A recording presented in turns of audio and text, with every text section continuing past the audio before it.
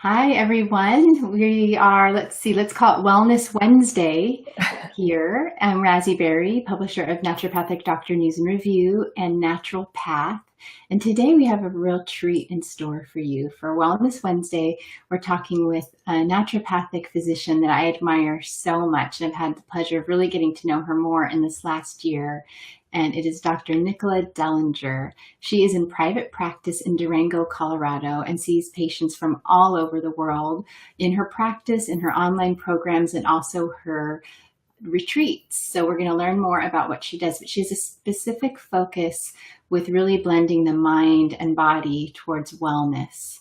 And it's going to be a lot of fun because today some of the concepts we're going to be talking about are how to tame your inner critic, which I know I definitely have an inner critic that pops up when I really don't want her to. And I know that can get in the way of our relationships and our work and in our well-being. So Dr. Nicola is an expert in this area. So it's a real treat to have her here. And she's also going to tell us about a special program that she has where you can work with her virtually through an amazing course to learn how to tame your inner critic and be your own best friend. So welcome, Nicola. Thanks so much. I appreciate you having me. Oh, it's always fun when we get together. You really have a special gift with the whole mind-body axis towards health and wellness. And maybe first you can share your own story of how this came to be a special focus of yours. Yeah, absolutely. Probably not that different than a lot of you guys who are listening. I grew up learning that things happened a certain way, that I needed to be a people pleaser and kind of achieve in order to feel validated and loved. I didn't really notice that or know that at the time, but I just knew that I felt kind of off. And what really started me on this path was a horrible breakup, which I think, usually we have some sort of event that propels us into this world of self-discovery. And so I went into therapy and I was diligent. I went every week. I never missed for 9 months, and kind of came to a point in time where I was like, okay, so we've been talking about this and now I understand my family system a little bit more, but when do I drop this part of me that's a total pain? It's causing me all this trouble. And my therapist looked at me and she literally doubled over in laughter. And she's like, oh, honey, did you think you were here to be different? I was like, yeah. Hours of my life, thousands of dollars, like that's why I'm here, is to not be me anymore, to be different. And she's like, oh, that is not what we're here for. I was so pissed. I left her office. I didn't come back for a month. And then finally I kind of re-engaged with her and we, learned a little bit more about what that meant. And so we really kind of came to a place where she said, okay, I think this is a good place for us to pause, because what's really required right now is for you to just love yourself more. And I nodded my head because I'm a people pleaser and I wanted to not fail her, right? There's the therapist that I'm paying, but I'm worried about letting her down if I didn't understand what that meant after a year in therapy. So I nodded my head and I went out not having a clue around how to do that. Like, what does that mean to just be nicer to yourself? If it was that simple, we'd all just choose it, wouldn't we? I mean, it just kind of seemed like this basic thing. So over the next number of years, I got myself into a pretty emotionally abusive marriage and a job where I really just wasn't respected or appreciated. And so kind of these things coming together at the same time were really undoing my sense of self. I was just kind of eroding. And then I had a kiddo. And I realized that something had to change. And that's kind of what moved me into this exploration of what it means to really, love yourself more. And the way that I really, and I read books, I took retreats, I worked with different healers of all sorts of backgrounds. And what I realized was that what I really needed more than anything was to always be present to myself, no matter what. And so have really kind of cultivated that practice over the years and incorporated mind-body techniques and some work from IFS, which is internal family systems, and have kind of really figured out how to actually love yourself differently. So that's kind of, my personal story around how I got into this, and that what allows me to realize that I can actually guide others in this process too, because I think it's pretty daunting, the idea of become your own best friend. It's like, what if I could, but it's a lot of work to do between here and there. Yes, and something that you mentioned in the brief story that you shared with us about how you got here was when you wanted to please your therapist. And I think that's part of when we lose ourselves. I've been there before. I remember having a therapist years ago that I would actually lie to her because she had this certain expectation that she had or thought I should feel a certain way. And I started to realize, wow, I'm paying this woman to help me through this, and I don't feel like I want to please her, so I'm not being authentically honest with her. Yeah, And yeah. that is really gets in the way of healing. So when you work with clients, how do you create that space so they feel safe to be honest with themselves? Sure. I mean, I think for me as a guide in this process, the most important thing is to help the person I'm sitting with discover what their agenda is. Because it might not be weight loss, or it might not be quitting cigarettes, or it might not be not having diarrhea anymore. All of the things as a naturopathic doctor, that's my lens, right? Like, oh, we can do these things, but that's really my agenda and not the person who's sitting in front of me. So step one is, why are you really here? And, what's important to you? So, maybe weight loss, for example, is something that's going to be secondary to the work that we're doing, but why would that matter? What difference would it make? And then all of a sudden it's like, well, I would enjoy the outdoors more. I would be able to run after my kids with more energy, or I'd feel sexier for my partner, or whatever that is. And all of a sudden now we've got the real intrinsic or internal motivator that's going to get us to actually make some lifestyle changes, because we all know what's good for us and bad for us. And so this continuation of judgment and shame and guilt around making health choices or lifestyle changes has gotta end. We gotta really have a more authentic conversation around what's really motivating us here and what's important. And it's not always dropping the cigarettes first thing. Yeah. And so what do you think as a physician, what do you feel is the reason that people become people pleasers, and how does that affect not only their emotional health, but their physical health? Yeah, there's actually some really interesting neuroscience around the perfectionist or the inner critic. And there's actually, so the inner critic, they've actually done research to find out which part of the brain it resides in. And it resides in that survival mode part of our brain, where it is wired to feel anxiety, stress, guilt, blame, remorse, you name it, all the lovely things that we experience. But evolutionarily, it was actually meant to help us to learn from our mistakes. We review our mistakes once or twice, and then we learn, and in the future, we might not suffer. So it's actually meant to be a benefit to your whole person. What's happening in our culture, however, is that we're reviewing this mistake hundreds, thousands, or seemingly millions of times, and we're getting kind of caught up in that story of not good enough. So, I don't know if any of you have ever, spent time with babies or little kids, or seen them out in the street where they're just dancing and, getting their groove on, and they don't care. They're not paying any attention. You may not remember feeling like that, free to be in your person ever, but you were. I promise there was a day that you have had in this lifetime on this earth where you felt like, I'm awesome and I'm in my person, and it's totally cool for me to do whatever I want to do. I'm going to throw a tantrum right now. I'm going to dance right now. I'm going to laugh at my toes. We were all born with that inherent knowing that we're amazing and brilliant. And what happens along the way, somewhere around 12 to 18 months, is that we start getting mobile, essentially. And so we can get into more stuff. And so we start being corrected. So we break something, we touch something that we're not supposed to, we annoy our older sibling maybe, and they yell at us or tell us that we're stupid. And we start internalizing these messages of being wrong simply because we're trying to explore the world around us. And then we kind of move into preschool and kindergarten, and then we start realizing that maybe we're not as fast as, our classmates, or as smart, or, we look different, or, whatever these messages. And we start internalizing all of these messages that we're not good enough, and that we've got to really work hard to be different and better, and really can't rest because this is a survival thing. We're not going to be loved. We're not going to be valued. We're not going to be taken care of unless we get this piece going quickly. And so that's kind of how things evolve over time.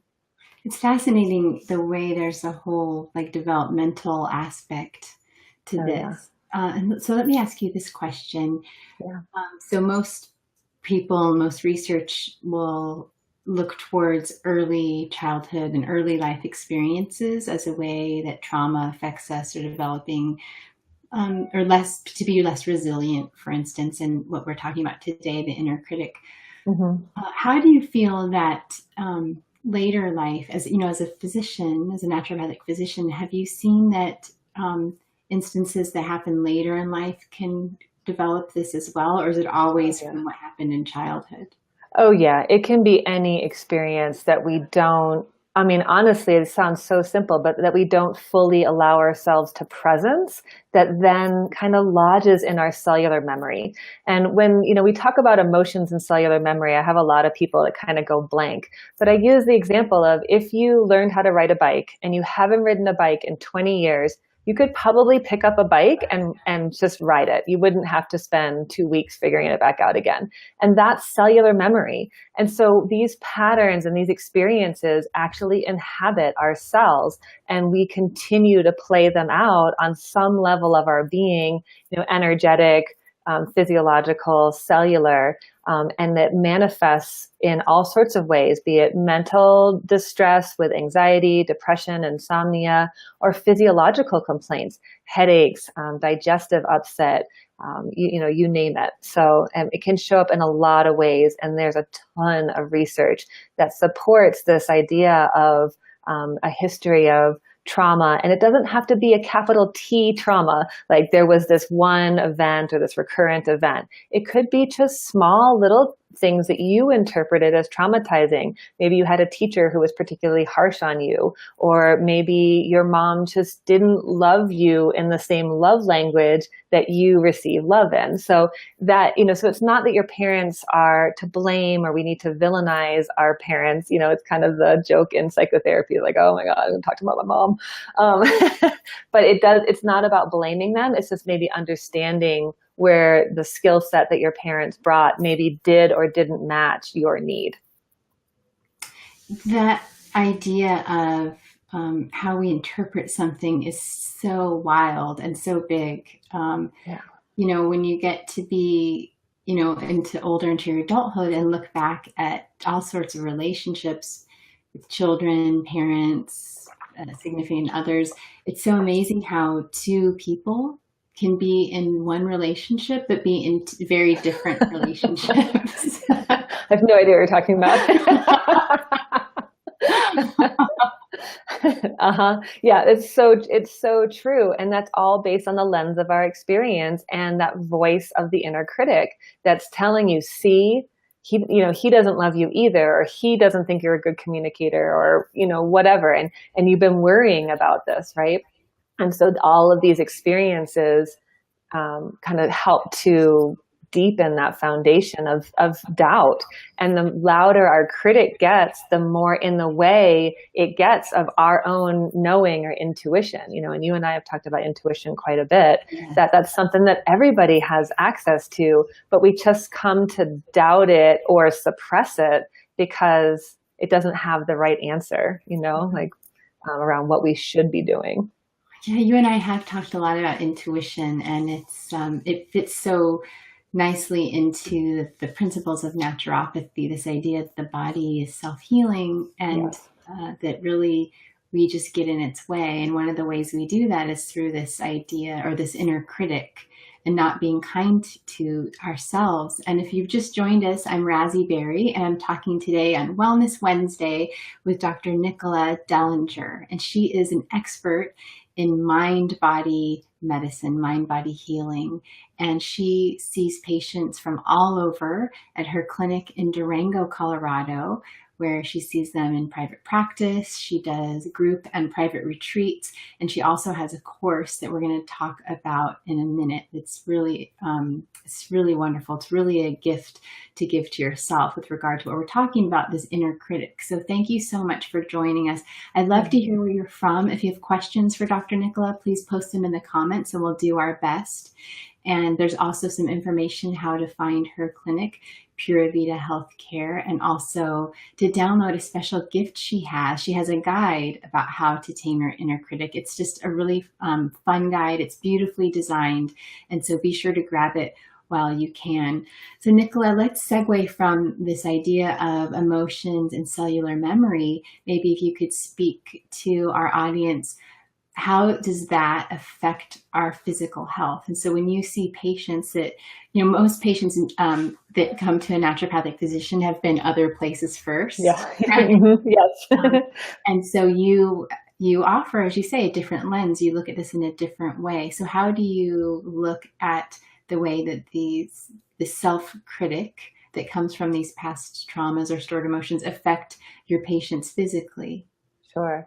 It's a great question. I think the first and foremost is that we have to stop separating mind and body. I talk about that I do mind-body medicine all the time, but that infers that there's a separation somewhere, that there was a separation along the way. And I'm here to tell you there is not. Your physical body is constantly influencing your emotional body and vice versa. And this is just from basic physiology.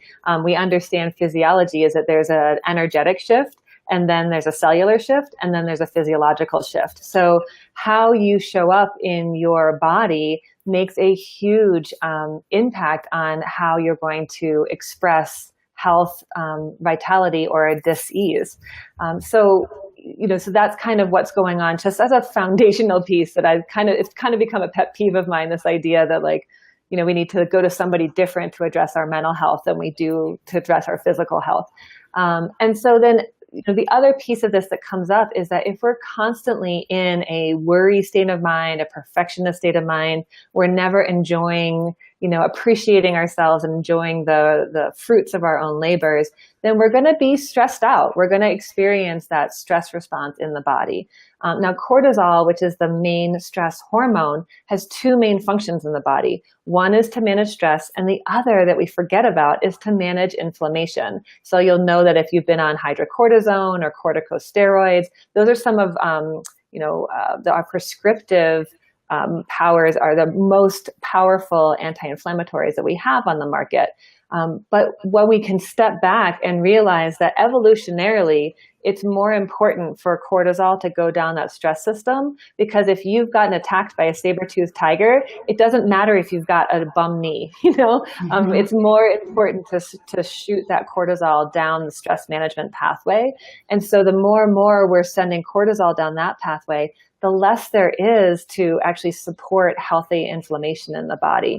And inflammation, as we now know, is the underlying cause of every single chronic disease that you could possibly imagine, from diabetes to Parkinson's to depression to congestive heart failure, blood pressure, any sort of irritable bowel or any sort of digestive issue. So on and on and on it goes. And so I think we forget this piece, especially I just did a talk last week on managing inflammation naturally. And everybody wants to talk about anti-inflammatory foods and how bad corn is and all this sort of stuff, which is true. But my point is if you're eating this beautiful kale salad with hand-caught salmon and raw organic pumpkin seeds, which is all amazing, but you're doing it in a hurry, or you're worrying about something else, or you're not present to your meal, that's creating inflammation.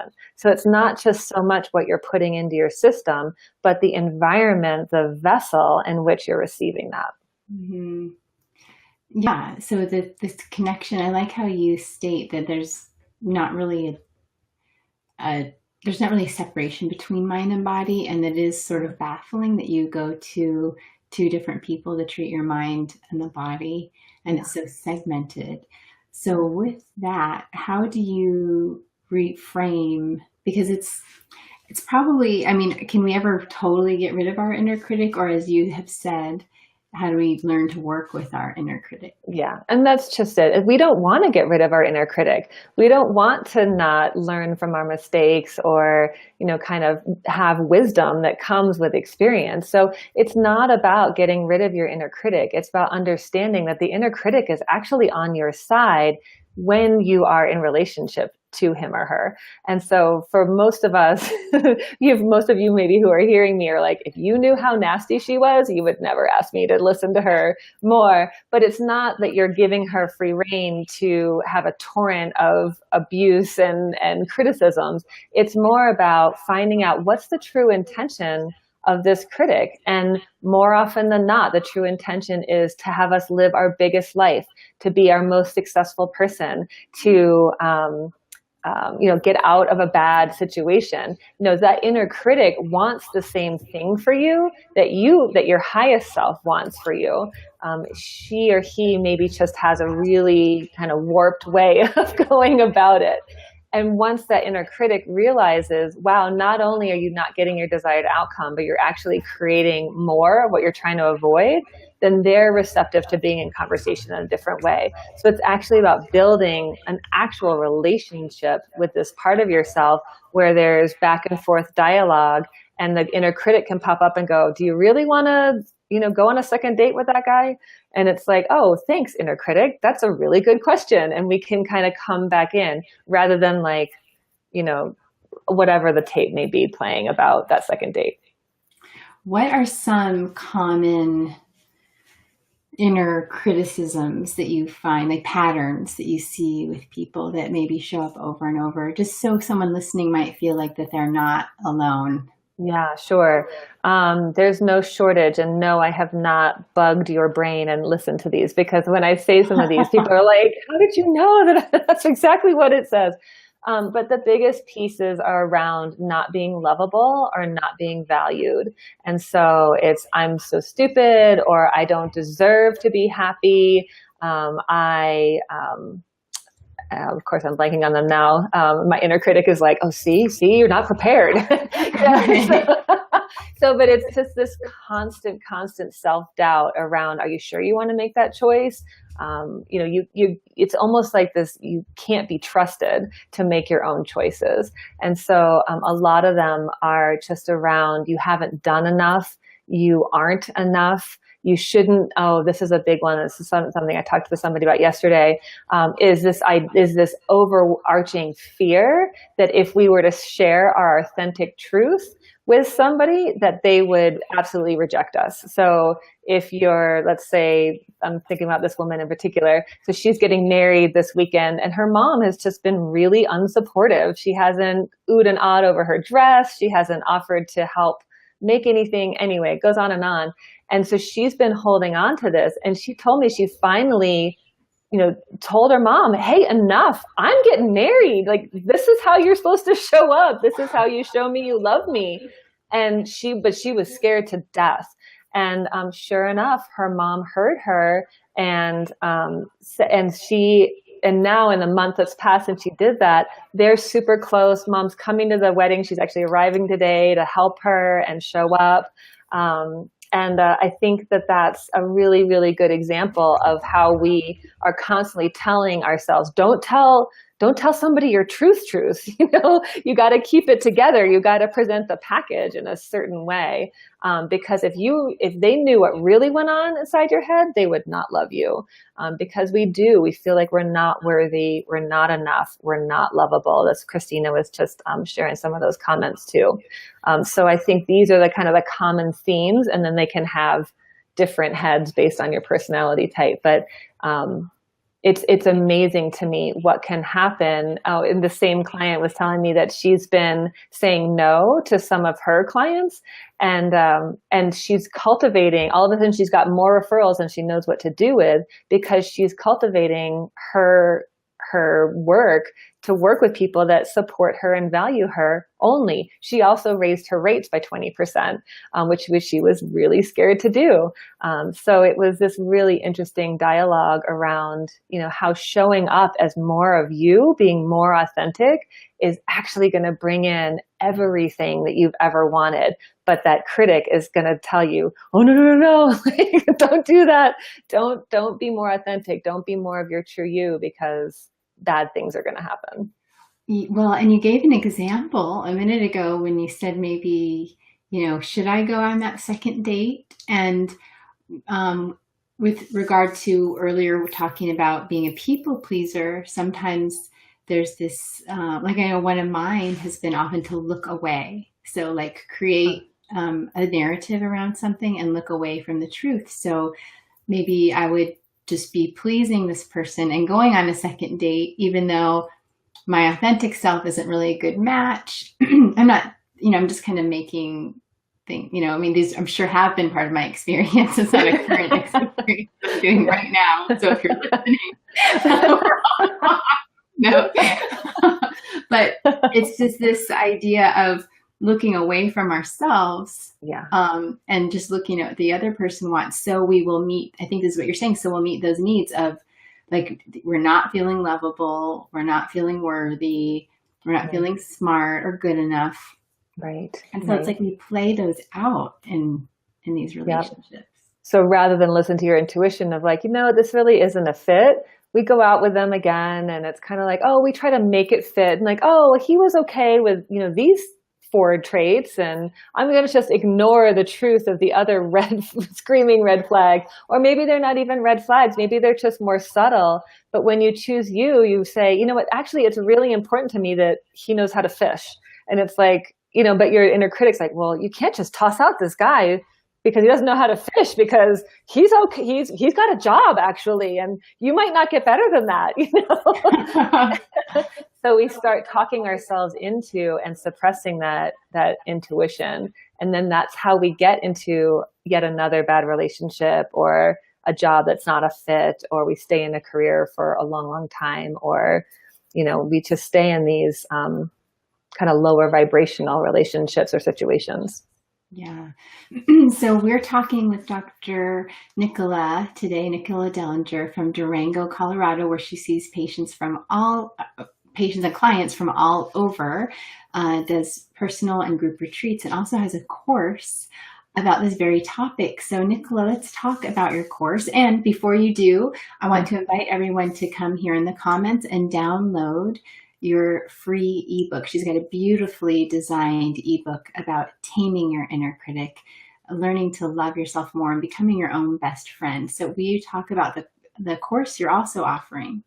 Sure. Yeah. It really came out of a lot of conversations I have with my patients in office, but then also in, Facebook groups and that sort of stuff, where when we start authentically talking about how hard we are on ourselves, everybody starts nodding and going, yeah, me too.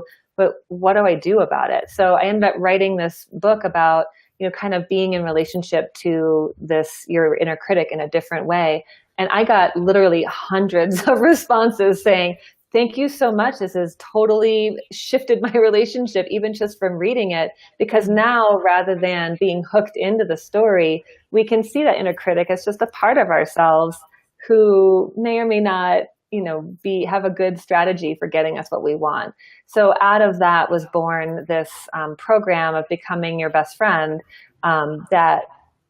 to really help people kind of deepen into these practices and get support of a group environment, because I think a lot of us think that we are the only ones that feel this way. And we see the pictures on Facebook or Instagram and all these shiny, happy people, and they have this great life and they don't talk to themselves this way, or they don't have fears about themselves in this way.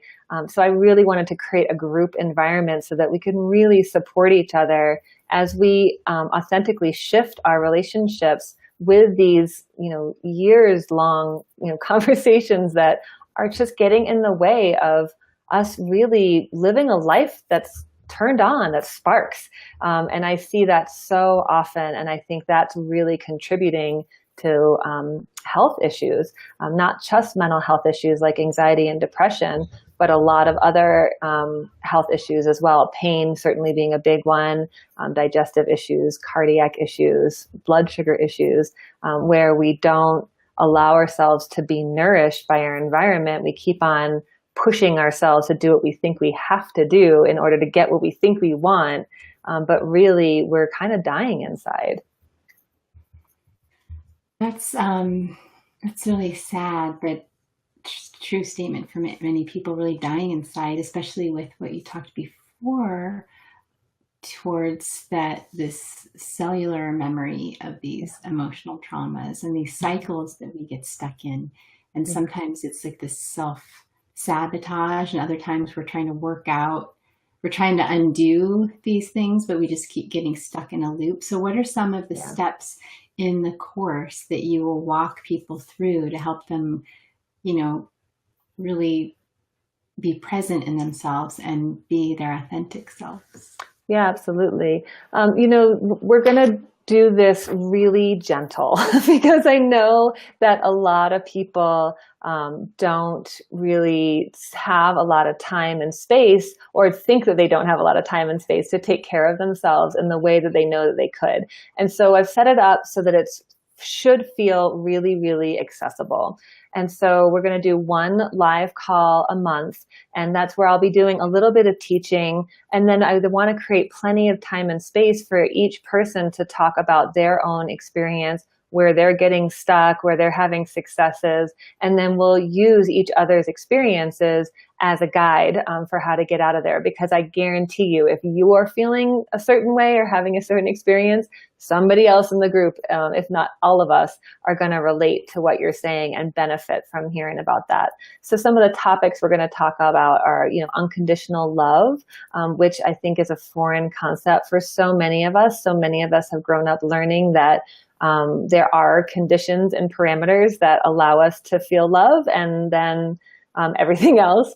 And we're going to talk about self-care as service, because I feel like so many people, especially women, kind of get into this negative feedback loop that if I take care of myself in a really positive and joyous way, then that's selfish, or I'm letting somebody else down, or I'm not taking care of somebody else in my world. So we're going to talk about how taking care of ourselves is really an act of service for everyone in our community. We're going to talk about how to let go of guilt and resentment and resistance, because so oftentimes a big part of this is simply being resistant to what's here. So we're going to teach some very specific tools around how to make more space for what's here and be in a more neutral place, as opposed to having judgments around it. And then, of course, we're going to talk about how to listen to and then heal your inner critic, and really walk through exactly what that looks like and how to do that. And then the final topic we're going to touch on is self-love and pleasure. And this is something that who doesn't want more pleasure in their world? But so many of us. Yeah, you say great. We'll get you all signed up. But this is the issue, right? Is that life is supposed to be hard. And it's like, you talk to somebody on a Monday and it's like, oh, I had such a busy weekend and it was super productive. And I took down 7 trees and planted whatever, and it's like this crazy review of what happened over the weekend. And so even our fun time has got to be very productive. And so really kind of stepping into adopting pleasure as a way of creating more of what you want in the world. Again, not just for you, but for everybody else. Because I guarantee you, on those days where you show up and you've worn something that you love how it looks and how it feels, and maybe you took a nice bath before you went out and you fed yourself your favorite food, and then you go out into the world, everyone is picking up on that vibe and they want to stand in your light. So this is really about learning how to stand more in your brilliance, which so many of us are, afraid to do. But the truth of that is, the more I stand in my light and my brilliance, the more of an invitation it is for you to stand in your light and your brilliance. And then we get to celebrate everybody. So this course is really designed to teach you how to light back up again. Oh, this is great, because this is what I think happens. Tell me if this is what happens, that you feel bad about yourself because of this inner critic. And so you aren't standing in your light. I like the way you say that. But then you're afraid to stand in your light because you're afraid people aren't going to like you if you're standing in your light. That's exactly right. Or that you'll be seen and that people will see your flaws and your, kind of ickier parts. But this is about if, you can't really learn to love you in a way that you're not willing to love yourself. And so when we learn to love ourselves, like radically accept all of who we are, and come to a place of, not necessarily peace, but maybe just neutrality, or at least acceptance of like, oh, there's that piece again that's doing X, Y, and Z. We can dance with those parts of ourselves differently. And then people in our world will then show up and respond to us differently too. We have a question specifically about the course, and I'm not sure if you want to refer them or answer, but Rich is asking, what's the schedule for the course? What time are the calls? Yeah, so the calls are gonna be on Tuesday evenings at 6 p.m. Mountain Time. So that's 5 p.m. Pacific and 8 p.m. Eastern. I tried to find a place that no matter where you are in the States or beyond, that it would be a good time for you. And so we're going to do those, but they all will be recorded. So if you're going to miss a call, or you can't make it for some reason, there'll be plenty of opportunities to listen to that and ask questions. We're also going to have a private Facebook group. That's going to be a great place to connect with other people and share information. And then we're also going to have pre-recorded webinars with experts in the love is medicine field, like yours truly, Ms. Razi Berry, and a couple of other docs and mindfulness teachers. So we're really going to have plenty of information for you. Oh, and there's also going to be a Befriending Yourself journal that I created specifically to go along with this course. And that's something that you can work on at your own pace. And so it's really a question of, how much time can you create in your world, and so this can be an ongoing process. But I think that journaling, or at least having questions that have us thinking a little bit more deeply in a meditative or reflective sort of way, are a crucial part of that process. Beautiful. So thanks for that question, Rich. Yeah. So if you're just joining us now, or if you've been listening, I'm here with Dr. Nicola Dehlinger, who has an amazing mind-body naturopathic medicine practice. And she has this beautiful ebook about taming your inner critic. So I encourage you to share it with others. It's free, and download it today. And you can also go there to learn more about the course she has. This really, I like the schedule of it. It's kind of an unconventional schedule for a course, but it is very low stress, one call a month. Yeah. You can really dive into that and not feel like, how am I going to fit this in? Because that's what prevents me sometimes with courses. This is like, I love it and I want to do it, but I just don't know where I'm going to fit it in. Yeah. Or you sign up and then you can't make the weekly calls and you get out the whip because you didn't do it right again. And, so that I was very, very intentional with setting up the schedule of this course so that it felt like, you know what? I've got 2 hours a month for me. Like I can do that. And because we're facing an epidemic, where people are ashamed and downtrodden and not very happy. And so it's really time for us all to step in and be in relationship with ourselves differently, so that we can then be that beacon of light for everybody else in our world. And then they can step into more of who they are too. Well, thanks so much, Dr. Nicola, for sharing this with us. I love having beautiful opportunities like this for everyone at Natural Path and Naturopathic Doctor News and Review and our communities there, because it's really in alignment with these naturopathic philosophies, and you're quite the expert in the area. So I appreciate you so much and your time. Everyone, thank you for joining us today. Please You can continue to comment here and ask questions, but please download your ebook so you can learn more about this subject and just take that time for yourself. And again, Dr. Nicola's course, 2 hours a month for yourself to really learn about some of these emotional cellular memories and why you have this inner critic and how to work with that inner critic to empower yourself to have more love and pleasure, as you say, in your life. Yeah. Thank you so much. And this could be a great practice for you guys who are listening. Is there a little voice that goes, ooh, that sounds kind of fun? Don't push that down. List that. That's you. So if you're called to this, that's great. And if you're not, that I trust that too. So just really know that use even this moment as a practice of listening to your higher knowing that says, ooh, there's something for me over there. Or kind of there's a contraction of like, not right now. So continue to practice that because that will be your true guide. That's great advice for everything. Yeah, exactly. Great. Well, thanks so much for having me. I really appreciate it. It's always fun, and we'll do it again soon. Sounds good. Bye, everybody. Bye.